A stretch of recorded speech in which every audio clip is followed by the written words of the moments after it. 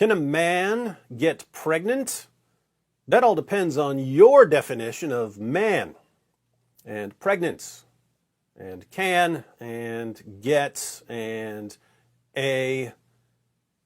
And what exactly is a question mark?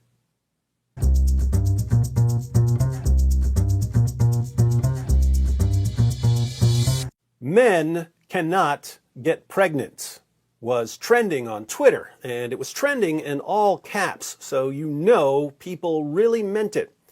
The latest backlash against pregnant men erupted after Senator Josh Hawley collided with UC Berkeley law professor Khiara Bridges at a Senate hearing about the Supreme Court's decision to overturn Roe v. Wade. Professor Bridges described the impact of the ruling on people with a capacity for pregnancy. Senator Hawley asked what she meant by that. You've referred to people with a capacity for pregnancy. Would that be women? Maybe if you're a senator during the Eisenhower administration, Senator Hawley. But here in 2022, it's a brave new world. Many women, cis women, have the capacity for pregnancy. Many cis women do not have the capacity for pregnancy. There are also trans men who are capable of pregnancy, as well as non-binary people who are capable of pregnancy. Notice, since women are no longer the only people with a capacity for pregnancy, the abortion debate is no longer about a woman's right to choose. So Senator Hawley asks what the right is. And that's when he finds out that he's basically calling for genocide. Oh, so your view is that the core of this right then is about what? So I want to recognize that your line of questioning is transphobic, and it opens up trans people to violence. That escalated quickly. Hey, if we're no longer talking about a woman's right to choose because men can get pregnant too, then what right are we talking about? Asking that question is transphobic, and you're promoting violence against trans people. And it opens up trans people to violence by not recognizing them. Wow, you're saying that I'm opening up people to violence by asking whether or not women are the folks who can have pregnancies? Yep. So I want to note that 1 out of 5 transgender persons have attempted suicide.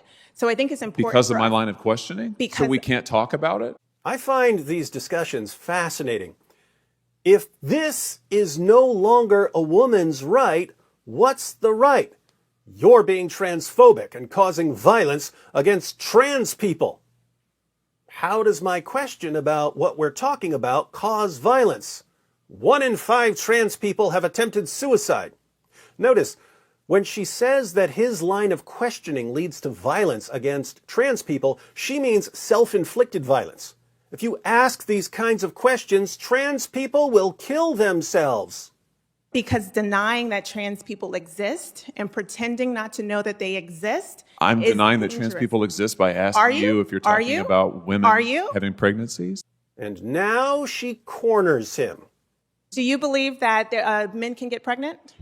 No, I don't think women can get So pregnant. you're denying that trans people exist? And that leads to violence? Is this how you run your classroom? Are students allowed to question you, Absolutely. or are they also treated like this? So, Professor Bridges believes men can get pregnant. Senator Hawley doesn't believe men can get pregnant. Who's right here? Well, they're both right. They're just using 2 different definitions of the word man. Senator Hawley is defining the word man in a traditional sense. Can a man, as the vast majority of people have used the term for thousands of years, get pregnant? No. Obviously no. Professor Bridges is defining the word man in a way that includes people who are biologically women but who identify as men. Can someone who is biologically a woman but who identifies as a man get pregnant? Yes, obviously yes. So, given their respective definitions of certain words, they're both correct. What we're seeing in these increasingly ridiculous discussions, then, is a war over words. It's as if both sides are convinced that if they can make their definitions of certain words stick, they win the culture war. Now, to be fair to both sides, there are times when we'd like to expand the definition of a word, and there are times when we don't want to expand the definition of a word. Suppose we find a tribe somewhere, and that tribe has a word that means human being, but the tribe only applies their word for human being to members of their own tribe. They don't apply the word to other people. Here we would probably think it's a good idea for them to expand the meaning of the word so that it includes all people.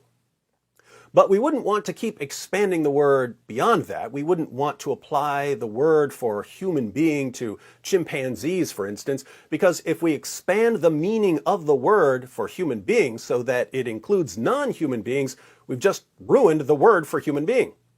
Once you've expanded the meaning of human being so that it includes non-human beings, what do you then call human beings? Do we come up with another word for human beings who really are human beings? So we've got words like man and woman, and we're being told that we need to expand the definitions to include people who don't fit the traditional definitions.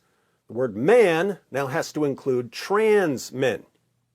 But there's a difference between a trans man and a non-trans man.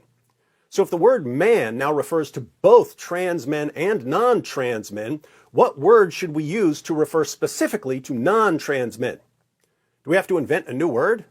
If we're going to invent a new word, why not just invent a new word that refers to the broader category, but continue using the word man in the traditional sense? Apparently, we can't do that, because if we do, people will slash their wrists. 1 out of 5 transgender persons have attempted suicide. So I think it's important Because of my line of questioning? So we can't talk about it? Isn't this interesting? You may think that this is a new development, that generations before ours didn't have these disputes. But let's read a passage from G.K. Chesterton. Chesterton was making fun of the BBC for censoring some controversial comments from George Bernard Shaw. But then Chesterton started talking about skepticism and how skepticism went from skepticism of supernatural claims to skepticism of moral claims to skepticism of totally ordinary claims.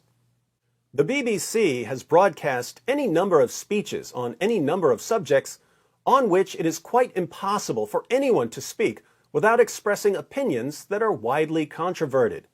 But the case grows worse and worse every day as more and more principles come, in practice, to be controverted.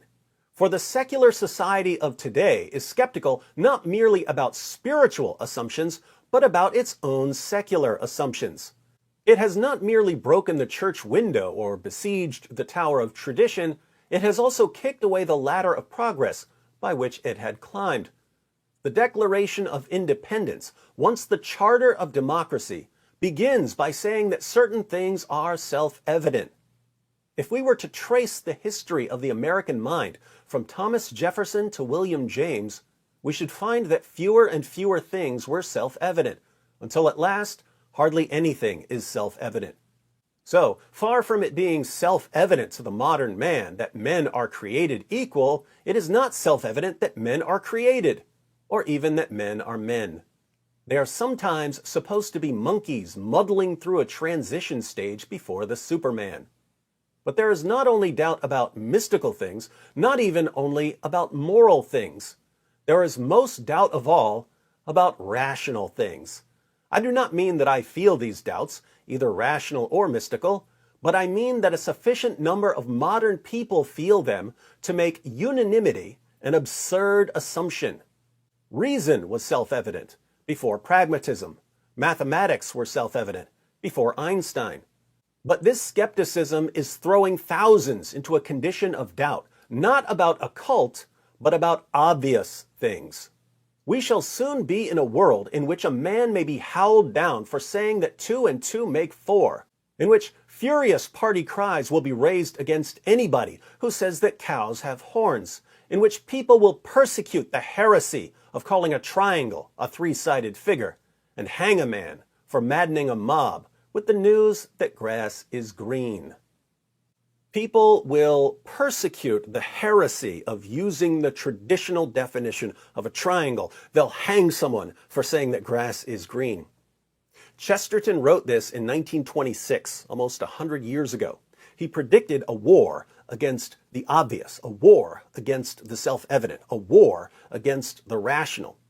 And here we are, ready to burn civilization to the ground over some pronouns.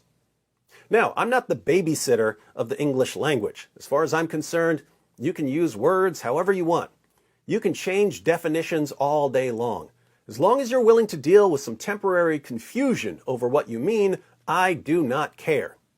You can change the definitions of common words. You can invent new words. You can invent your own language. You can speak your own mix of Klingon and Dothraki. D. Wood does not care. However, the people who are redefining words every 15 minutes seem oddly obsessed with forcing everyone to go along with their latest redefinitions. It's not, hey, here's how we're using the word now, the rest of you can use it however you want.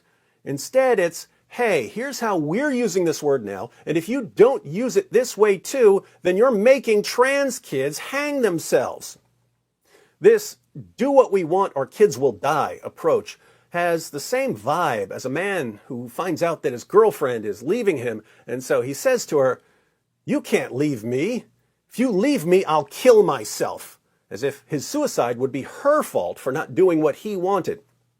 Notice, that man could define himself as someone who's in a relationship with his girlfriend, so that by breaking up with him, she would be denying his existence and causing him to kill himself. That would take some mental and moral gymnastics, wouldn't it? But here we are, being told by college professors that if we don't change the way we use words, we're denying the existence of trans people and causing mass suicides. Listen, when someone says, unless everyone changes how they use words, I'm going to kill myself, the response should be, well, everyone's not going to change how they use words, but you shouldn't kill yourself because of how people use words. We tell little kids to memorize the rhyme, sticks and stones may break my bones, but words can never hurt me. But we're telling a generation of trans kids that if they kill themselves, it's other people's fault for not adopting the latest terminology. Keep in mind, there are kids who are relentlessly bullied. That's not just true of trans kids. There are a lot of mean people in this world.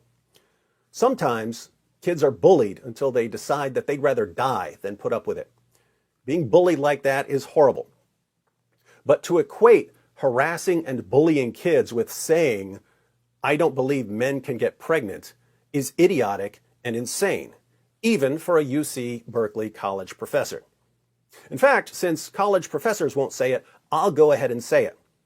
To any trans kids or trans adults who are watching, Senator Josh Hawley is probably never going to agree with your definitions of the words boy, girl, man, woman, and so on. He may never agree with your chosen pronouns. But you should never, ever kill yourself over people disagreeing with you. Don't ever give people that kind of power over your life. Any college professor or journalist or politician who tells other people that they're causing you to commit suicide by not adopting this week's edition of the Transgender Dictionary is not helping you. These professors and journalists and politicians aren't helping you. They're using you to silence critics of their ideas. And if they can't win an argument without using the threat of your suicide to silence their critics, how good do you think their arguments really are?